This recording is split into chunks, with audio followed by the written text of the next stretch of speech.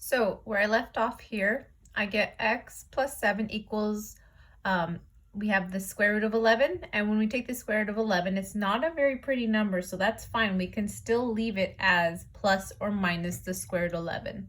In algebra, we rarely deal with decimals, so let's just leave it alone, leave it be, even though it doesn't look very pretty. Okay, just like in example 1, I now need to take this answer in two different ways. I need to solve for plus the square root of 11 and negative square root of 11. So here I go. I have an equation that says x plus 7 equals positive radical 11 and x plus 7 equals negative radical 11. So if I were to subtract 7 to both sides in both of these equations, it's not going to look any prettier. I'm going to get an equation that reads x equals negative 7 and the square root of 11. Well, I'm going to leave that alone because there's nothing I can do without getting into decimals, and so I'm just going to leave that answer be. I know it doesn't look very nice, but it's okay to just leave it alone. Same thing here. If I were to subtract 7 to both sides of my equation, I have x equals negative 7 and negative radical 11. Neither of those solutions look what I call cute, but it is what it is. So there are solutions.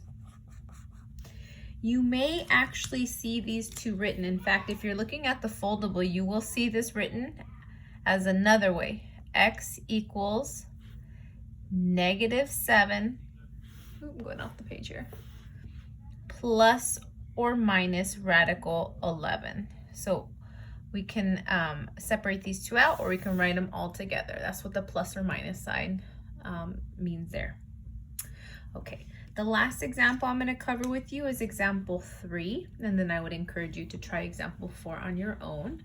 So here we go, back to example 3. Yes, there's fractions, it's okay. It might get a little messy, but that is fine. Again, first thing off the bat, we should be trying to get rid of our square symbol here. So we're going to go ahead and take the square root of both sides. Now, if I were to take the square root, again, we know these canceled out. I'm rewriting this as x minus 5 equals, okay, the square root of 1/4. So what number times itself equals 1/4? Well, this actually ends up being plus or minus 1/2. It's actually not a bad looking fraction.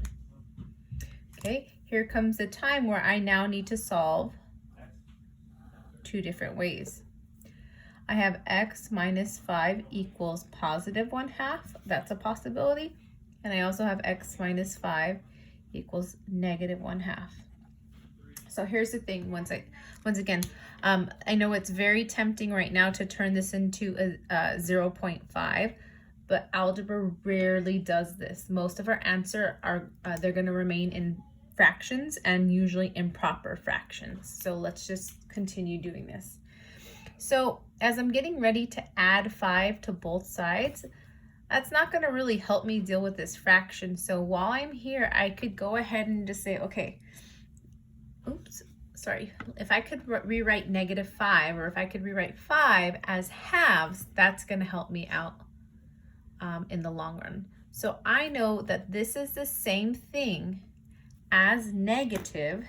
I'm going to go ahead and just rewrite this as, I know this is negative 10 halves. It's the same thing. And this is just going to make it a little bit easier when I go to clean up this equation. So really, I have x equals, if I add 5 to both sides, or add 10 halves plus 1/2 is 11 halves. Again, it's not very cute. Improper fractions are our friends. Same thing, when I go to solve this equation, I need to go ahead and add 5.